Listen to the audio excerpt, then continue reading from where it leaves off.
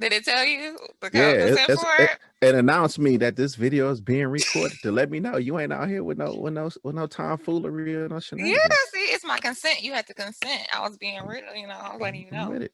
I thought that was the form I signed, but okay, twice. Twice. You got to be ready. You got to Mhm. be ready. All Right. right. So, Manifest 31, episode 1. I am super, super excited to have with me Jamell Jefferson. He is a licensed counselor. I am excited because he's going to be talking about a really, really heavy topic that is going on across our community. So, Jamell, can you tell us a little bit about you? Well, my name is Jamell Jefferson. I am a licensed professional counselor, a graduate of Ashland Theological Seminary with a master's degree in counseling. I am an owner of a private group practice named Envision Change Counseling and Consulting LLC. I've been practicing for over 10 years. I'm actually a adjunct professor at Ashland Theological Seminary in the counseling program, and I'm a licensed elder in my church. I'm a married man of 18 and a half years, and I have three wonderful children. Awesome. Awesome. Awesome. So, how have you been managing through this whole pandemic, COVID? Barely. Barely. No, I, for me, I am such an extrovert. And one of the things that COVID did was stop me to assemble with people, which is like a very lifeline for me because I feed off the energy of people. And to have me isolated is like counterproductive to my growth cycle.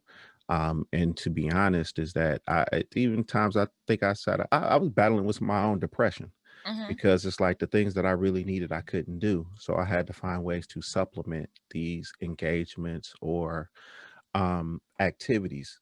But the way I've really been managing is it was my attitude. Um, Okay. I was forced to adapt a new attitude about this whole pandemic and having to shift my whole business focus, even the teaching focus, and the way I have done life.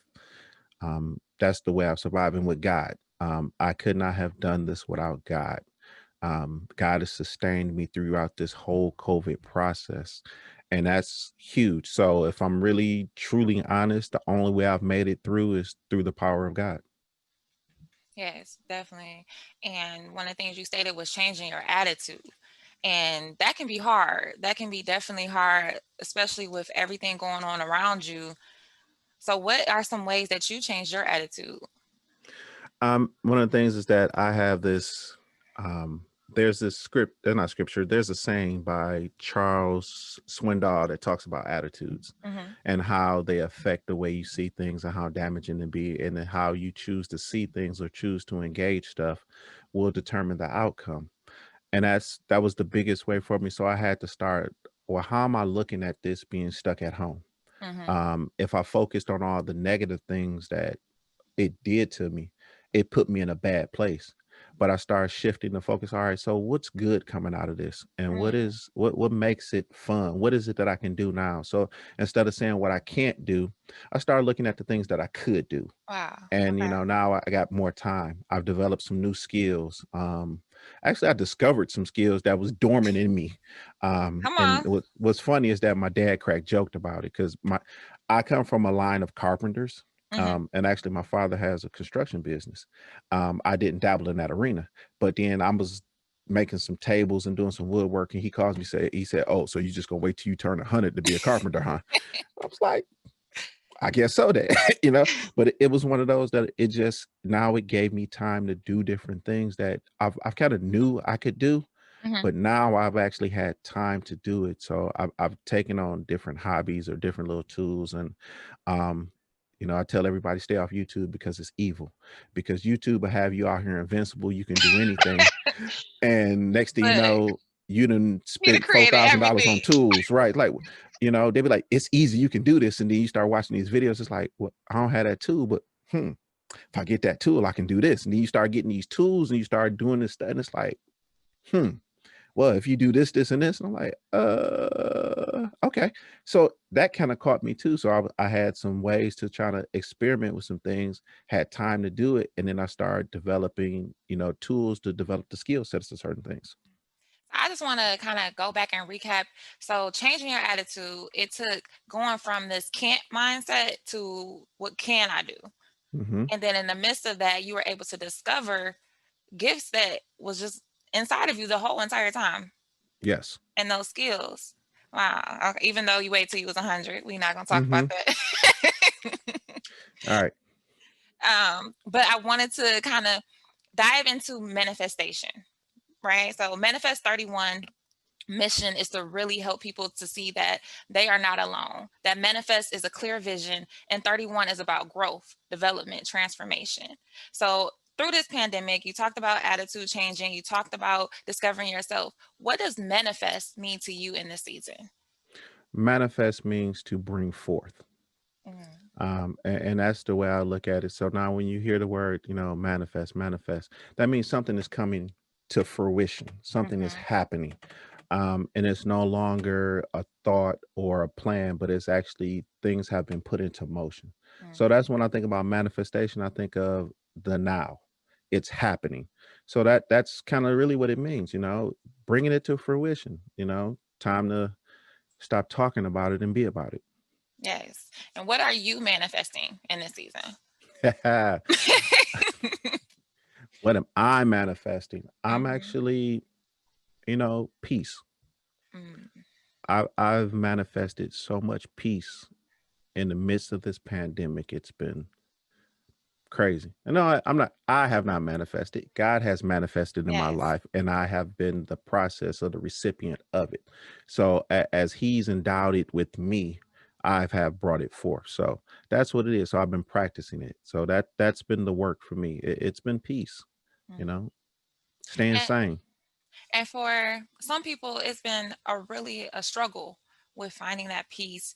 Um, and as you mentioned before, you went through your own depression through this season. What tips can you give specifically our Black community, especially with all the racism going on, everything being more to the forefront? What advice can you give to those who are really struggling, trying to get out of depression, but life is still chaos around them? Right. Um, One of the tips is the first thing is attitude. Mhm, How am I looking at these situations? And I tell it, you got to start examining how do I see these things. If I'm looking at it, all the negative in it that's going to produce a negative atmosphere. mhm, Another one is self-talk. What am I saying to myself throughout these processes? If I'm beating myself up about certain stuff, if I'm so critical, super critical, hypercritical of myself, that's going to put me in a down place. So I have to look at what is the message that I'm sending to myself? What am I saying about me? mhm, That also helps. And then just putting some things in practice. There's certain stuff I got to be able to understand. One, two, what can I do? Um, and what is my ability to do some of these things? Because there's some things that may be in front of you that you have no control over. There's mhm, nothing you can do about it. And how do you understand that? And then being able to just accept what I can do and maybe just doing what I can do. It might just be something simple as maybe I go next door and cut the neighbor's grass. That's something I can do, mhm. versus why I can't cut the whole block. Okay. And then I'm depressed because I can't hold. No, what can I do? So being able to look at a situation, a scenario, and say, well, what is it that I can do? What is it that I can control? And then work on those things versus, stuff that's outside of my sphere of influence or control. Definitely. And I think going into talking about more of like people's environment. Sometimes it's really hard to change your environment, right? Some Hmm. people are in situations where they can't just go out, or if they go out, it's a lot of things going outside of them that is an influence that is negative. There's people that are really struggling with job loss right now, trying Hmm. to manage school, virtual school. And again, like I said, the racism, the discrimination, all these different things are happening, and people can't necessarily stop life. So what can they do? Um, Practically, it's community. Let's start there. Hmm. Having a solid community to where you can have others to lean on. Mm, others to talk to, so you don't have to isolate and do everything by yourself.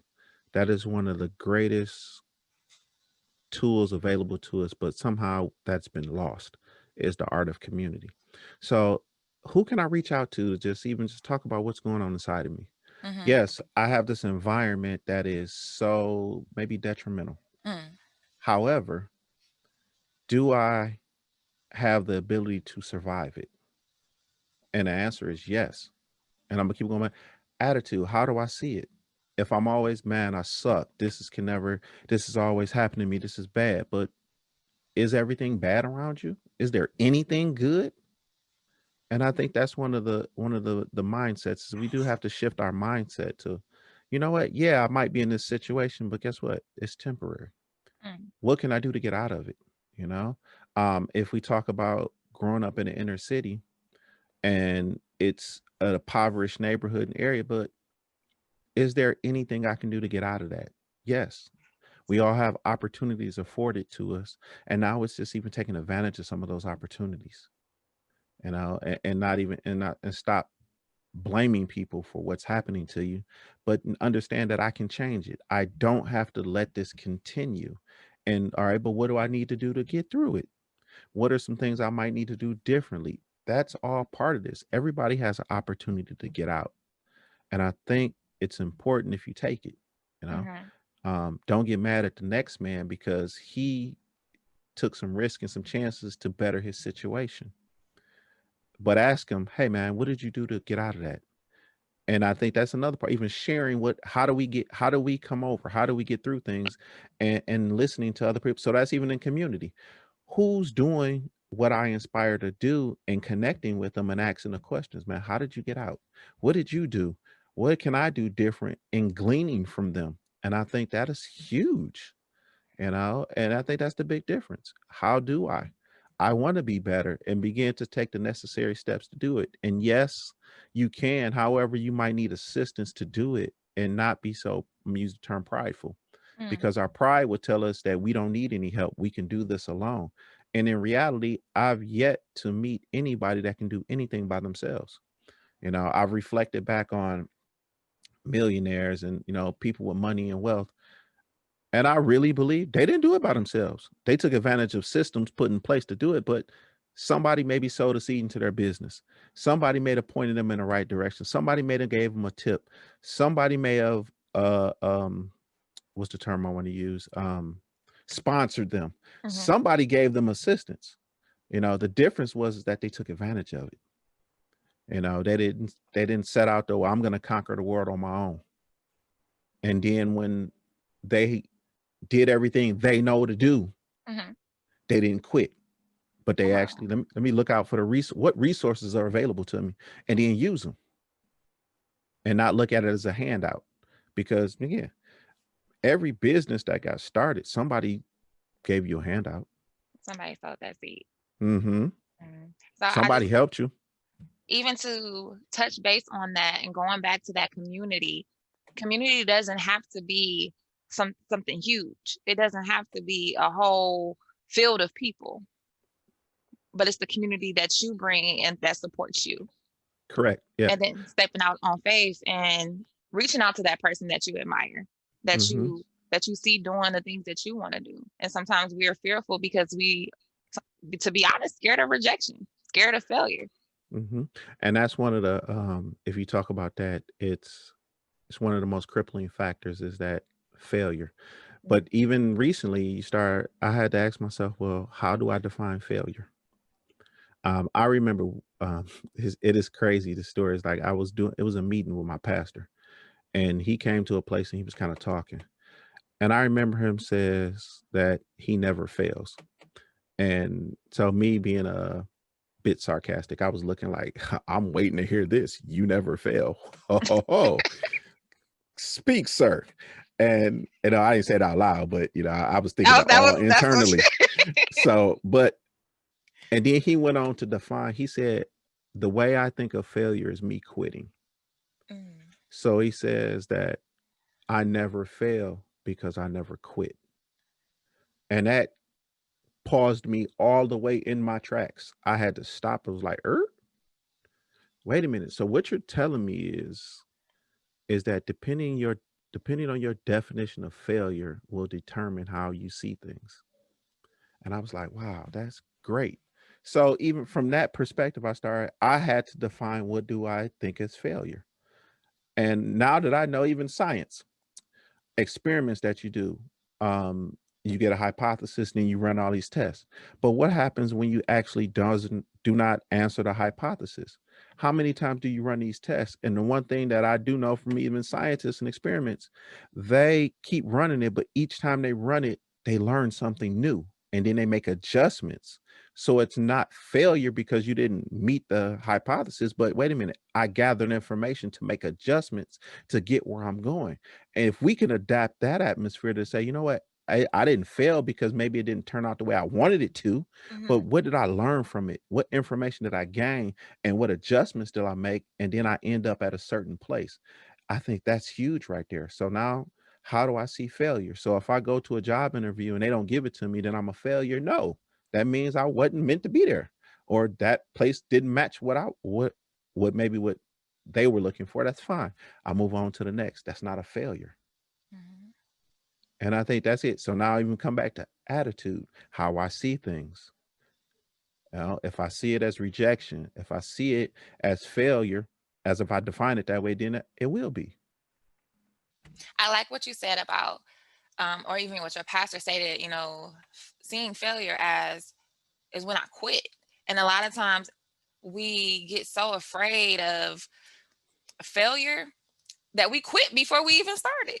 We Hmm. quit before we even started. And like you said, as far as like the learnings, it's to adjust and to shift and to go back to that mindset of shifting my mindset when things don't go the way that I planned them to go. And that's hard because I know for me, I'm a planner. I am a Hmm. planner, and me planning helps me to control what I think should be the outcome. But that has also, being honest, crippled me in a lot of ways because that is caused me to quit before I started.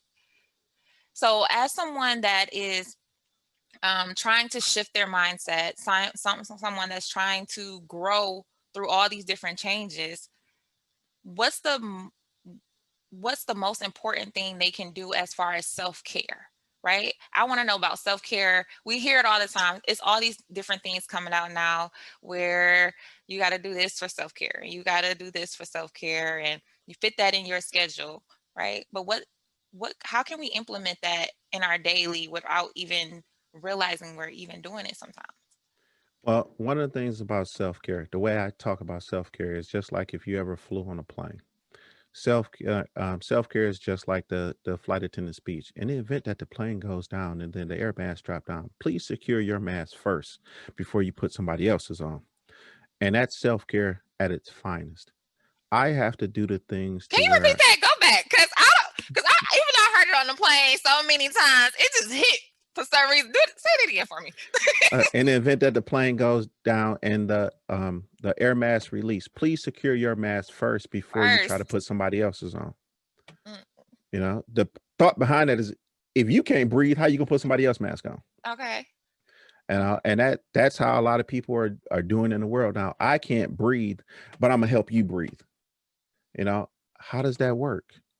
Mm, It's very crippling. You know what? I can't walk, but I'm gonna carry you. I don't know how that works. All right, I'm about to get evicted, but I'm gonna pay your rent. How does that work? I've not I'm not read anywhere where that's the requirement. And I'm gonna say biblically. I've not read that in the mhm, Bible. Um, Even though, yeah, the Bible does teach us to love your neighbor as yourself. There's an equal part of that. So there's some requirements that you have to be fit. There's some things you have to do to preserve you to make sure you're in the best condition so you can give the best of yourself to somebody else. I say that's self-care. So you know what? It's kind of like, all right, one for you, one for me. Two for you, one for me. Okay, I still matter in this piece. What are the simple things you do? Um, One of the toughest questions that hit me a few years ago when people used to ask me, well, what do you do for fun? And they used to pause in my tracks and say, man, I go to work. I cook, I eat, I play with the kids. That's fun. No, that's the route of depression in the working Really? world because they say that's what you do as an adult. You grow up, there is no fun. You go to work, you make money, you pay bills, you do all your responsibilities, and then you get up the next day and do it again. You sure? That's Because that's no. Okay. yeah, that's what they teach us. But no, what do I do for me? The enjoyment that I used to have, even recapturing some of those things, and those are the moments that allow you just to escape the hustle and bustle so you can come back. Many people do it in the wrong way, whether they turn to drugs or some type of unhealthy coping skill. But how do I implement a healthy coping skill? That time that just allows me to recharge my batteries. Same way we plug up our phones at night to let them charge so we can Mhm. use them the next day. Don't be that person that plugs up your phone and uses it all the time. Or I'm always at 10%. And that's how a lot of people operate in their lives. But no, let the phone charge. Leave it alone. So you can get the maximum value and boost out of it. And that's us. When do we take time to recharge? When do we take time to, clean ourselves out? So we're not serving people dirty water. That's the way I like to tell it. Um, Okay. Because I'm I I'm don't a want no vessel. dirty water. I'm a cup. So when do I take time to clean my cup out? Very You good question. can. You can. Self-care says I take time to clean my cup out. However, if we go by the principles that we're taught in the world, we never clean our cups out. So when we're filled with clean water, I present to you this dirty, filthy cup. What happened to that clean water? It's just been contaminated. Mm. Yeah. And I ask people, if you're okay with serving other people poison, keep doing what you're doing. But if you're not, take time to clean your cup out. Take time for you. So now when somebody comes to encounter you, they get a refreshing drink and it's not cross contaminated.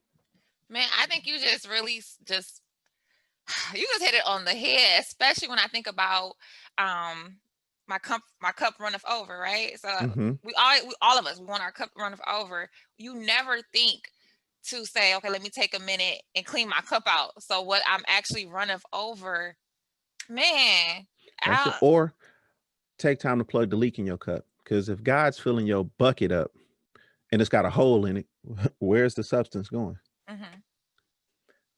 You got to stop and plug that hole so it can be sustained, so it can overflow.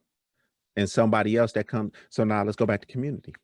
Because if my bucket is overflowing, the people that are connected to me will automatically be affected. Because once my bucket overflows, if they stand around me with their cups, they automatically get filled up.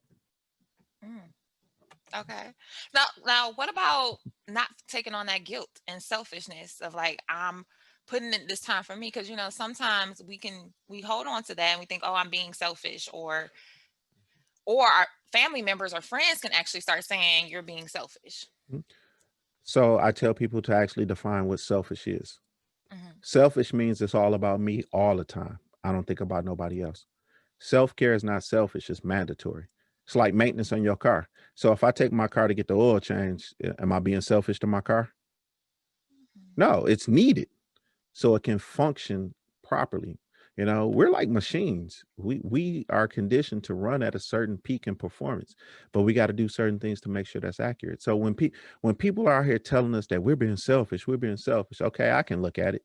Is it me all the time, or is it just me sometime? And if that's the case, now I gotta. Well, what's the motive behind it? Am I being selfish because I'm not meeting your need at the time? I'm actually, I'm closed because I'm under repair. Hmm. It's not selfish because I need to do repair so I can be selfless. Okay. In order for me to serve you, there's certain things I need to do. And let's be honest, everybody has their own agenda. Now, one other thing I really wanted to touch on is molestation and abuse mentally, physically, and trauma, right? So these are topics we went from self-care, and I know we were jumping right into this, and this is a really heavy topic, but I want to talk about this because a lot of times you can't go into self-care a lot of times because you haven't healed, Hmm. and you haven't healed from past traumas. Hmm. You What got is it. the process of healing? Um, Getting into a safe place that would allow you to address those past hurts and pains. Mhm. Um, Whether it's therapy, um, no, it is therapy, some form of therapy, because that's the only way you're gonna deal with it. Having that non-biased place to work through certain things is very important because even in our community, it's frowned upon. Mhm. These hush rules or no talk rules, secret keeping. What goes on in your house stays in your house, so you don't talk about it. But then if I don't talk about it or deal with it, how do I overcome it?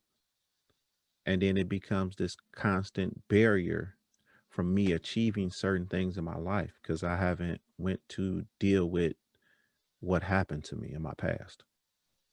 And that could be the very thing that's stopping you from manifesting your destiny, is because this weight that you're carrying won't allow you to move forward. So eventually you gotta learn how to cut the weight. And it's a process. So you gotta get with a trained professional to get it done. Also, you need spiritual help because it's a combination of the two. The ultimate healer is Jesus. So if you really want to be healed, you got to get with the ultimate healer and allow him to heal you. Mhm. And that's the process. How do we do it?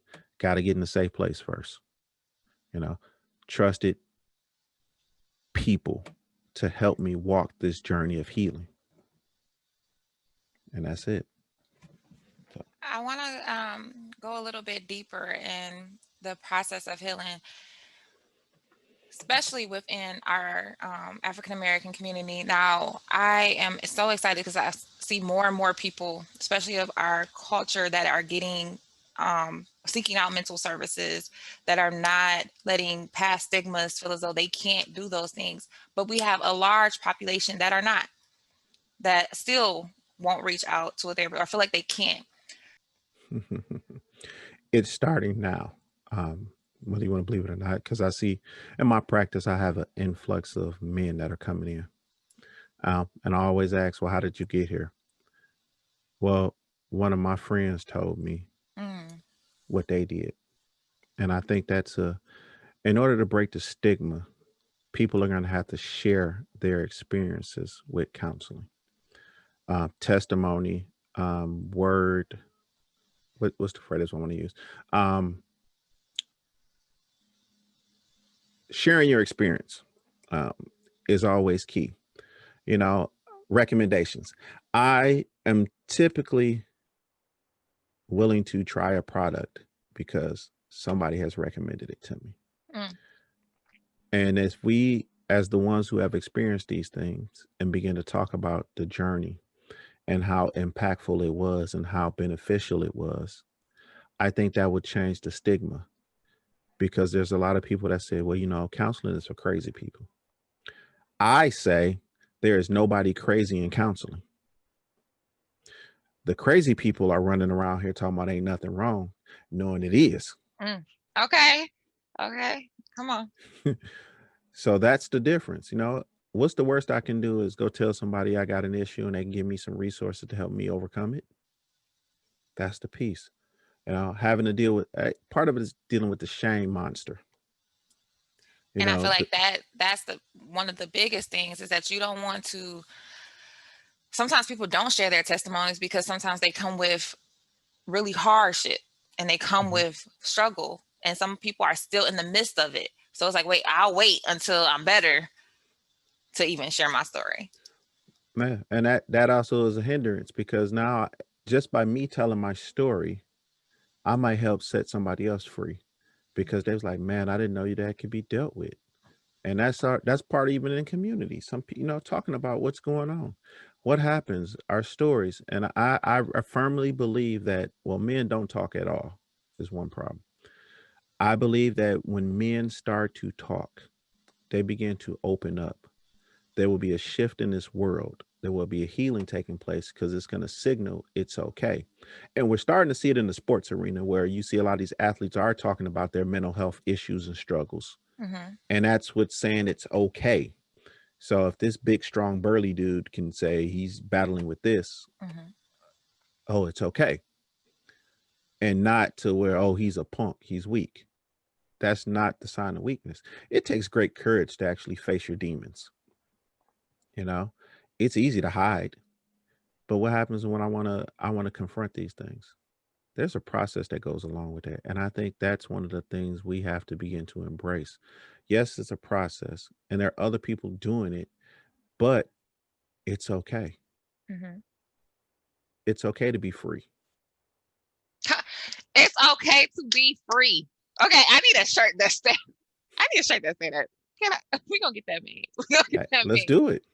It's okay to be free, Hmm. man. And I think when we think about free, everybody can think about so many different things. But when you're free from your own mindset that sometimes hinders you, it's Yeah, the breakthrough. that is. Well, our mental models, how we see the world, what has shaped our viewpoints. Yeah, getting free from that is huge because you might only see it one way, but then you don't realize that there's other ways to see things. Hmm. You know, and we're all. Let's be honest, we're not always taught the right stuff. The question is, can we actually, are we willing to learn or open to learning? That goes back to attitude again. We gonna What's get my attitude about it's receiving free. We gonna information? get it's okay to be free, and we're gonna be like attitude. Like Yeah, I'm ready.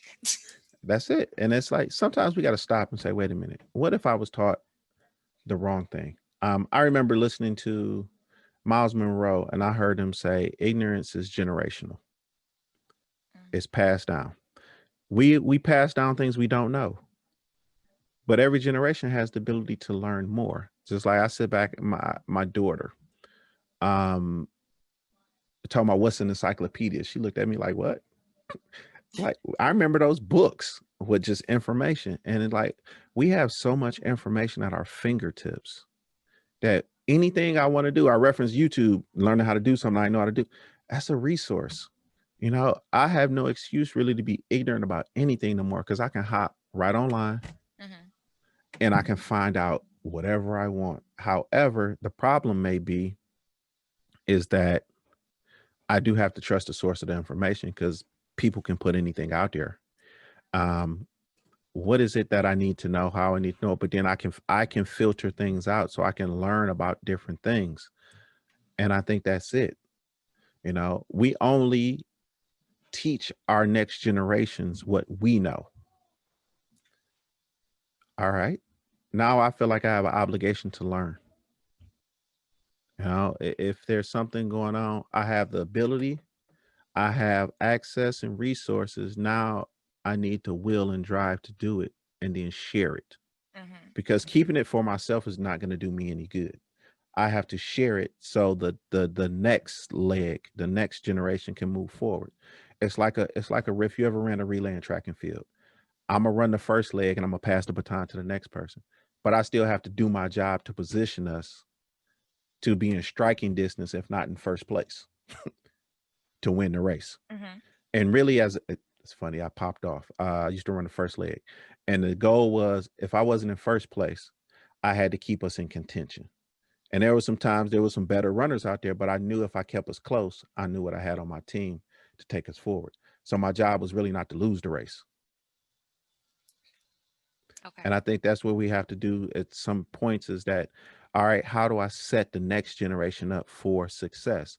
So what do I do that allows them to position them to take it to the next level? Hmm.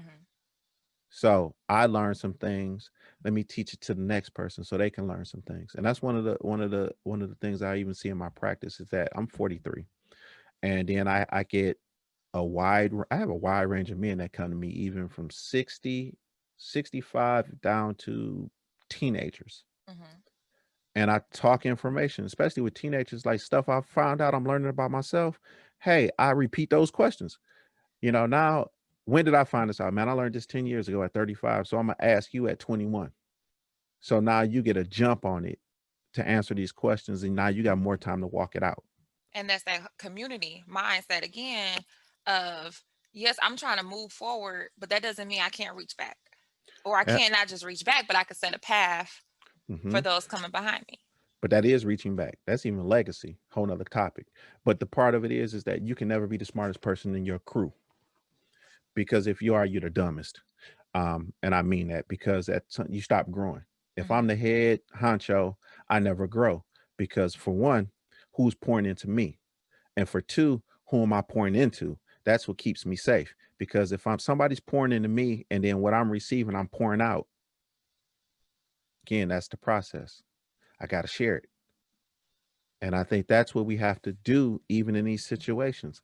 Somebody has to be willing to pour into somebody else.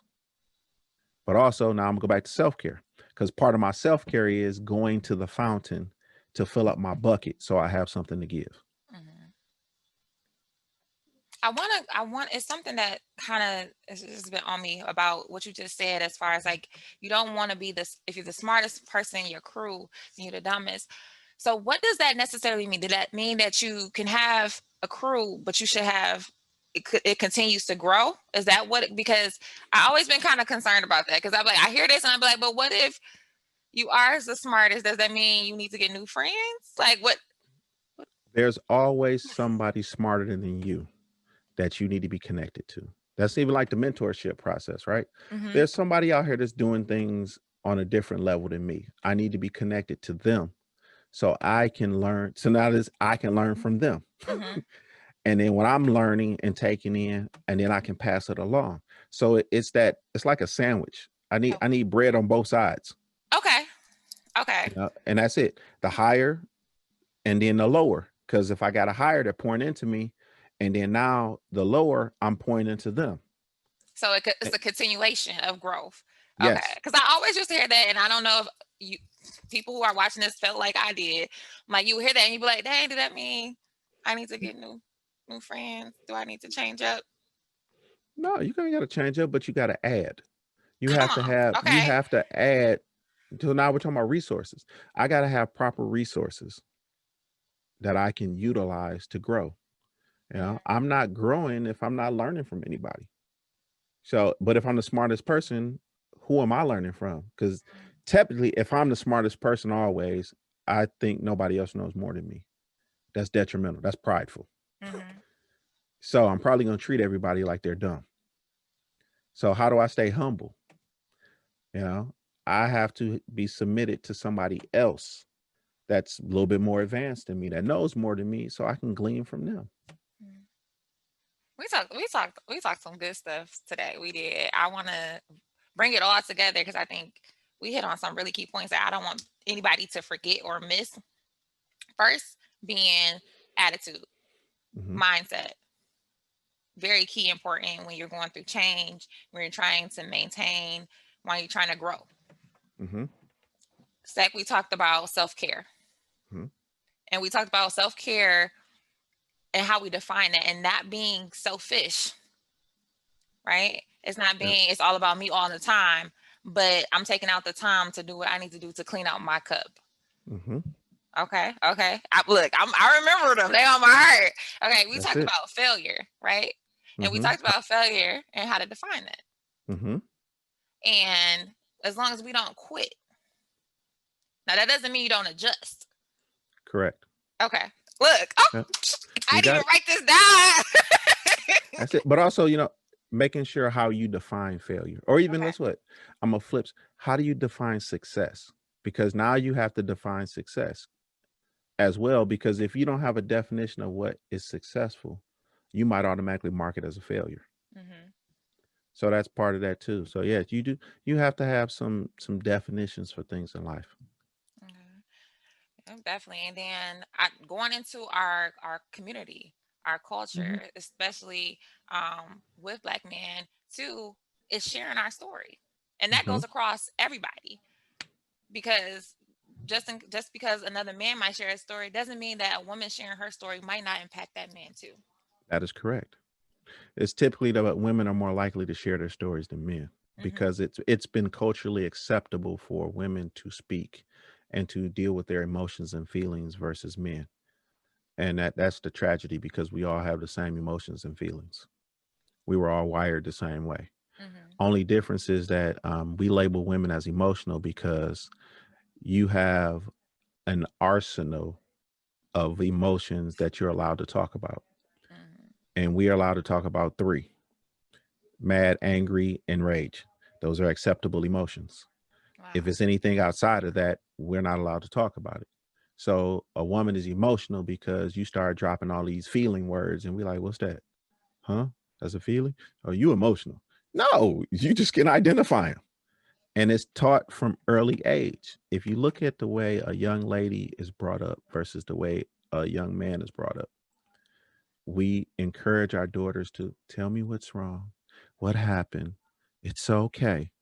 And our little boys, shut up, toughen up, quit acting like a girl, be a man, Mm. shake it off. So, but I hurt. You're crying too much. Those are the messages that sent. So now when I actually am hurt or going through something, I'm not allowed to talk about it because I don't want to be perceived as a girl or weak or soft. Mhm.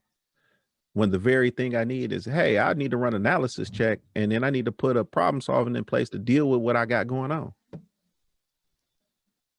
And I think we many times miss that. We miss that. I know even with me raising a son, my son is 9. I have those moments, and I can say I need to definitely take some time out and talk to him about expressing Yeah. his moments. Like yesterday, I'm gonna be honest with y'all. I'm gonna tell y'all my little story. Noah, me and Noah decided to go for a walk yesterday, and Noah, being a kid, was how you go on a curb and you want to walk the line. Well, Noah had on flip flops, and Noah took a nice little tumble, and he scraped his leg, and he was ready to like quit. In my mind, I'm like, even though I want to be that nurturer, I was like, get up, like don't cry, you all right. Instead of going back and say, I know it hurts, but you're going to be okay, and actually having that conversation. And I think that's, even as a parent, I see that, like, I fell short in that arena where I could have took that moment and say, I know it hurts, and it's It is. okay to feel that and what you're feeling, but Yeah. encouraging them to be able to express it and be able to move on too. Yep. And that's part of the healing process. Mm-hmm. Guess what? If I can't express it or identify it, how do I ever heal? Mm. So we have to be equipped on how to do that. Noah, I just I just I talk to them. And that's what we just got to do. So now it Mm. starts younger to equip them to, you know what, it's okay to heal. Here, it's Okay. okay to face it. I know it hurts, but guess what? We're gonna hurt together. Oh, okay. No, that's it. No, teach us. That's our difference. We're gonna hurt together and get Hmm. through it. Yeah, we will. Mm. Okay. No, Man, we the whole video has definitely just spoken to me, and I'm so thankful that you took the time to really just pour into Manifest 31 and to pour into other people today. And I believe it was clean water. I concur. Is there anything else that you want to just mention, or to even end us off with? This time is very crucial for our development, and it's time to reach out and seek your healing because that's going to be the very thing that allows us to move forward and to become great. We've suffered a lot of trauma, we've suffered a lot of hurt, we suffered a lot of pain, and now there's an opportunity to heal. And it's up to us to embrace the process of healing so we can be great. It's time to move forward and stop allowing these baggages, these anchors to hold us back from the greatness that's been placed down within inside each and every one of us because we matter. Hmm. We are just as important as anybody else, but we got to believe it. We got to see our own greatness and understand that we matter. And that's the piece. So go get your healing. It's okay to be free. Change your attitude and be great. You done dropped like 4 short lines in 2 seconds. I'm ready. Oh my God. I'm ready for all of them too. I'm ready for all of them. And I'm hoping that everyone that watches this video, you have really took the time to appreciate and take in what you just got and realize that it is okay to be free. Definitely. Now how can everybody reach you? We'll have it in our resource page, but how can people reach you if they want to reach out for your counseling services? Um, what is Uh, your your We have a information? website at envisionchangecc.com, or feel free to give our office at 586-251-0408 a call, and we'll get you set up. If not with me, I have a whole team of counselors there that's just as great as me. Awesome. Well, thank you, Jamel. That will Thank be you. it for today, but I will see you soon. All right. Appreciate you.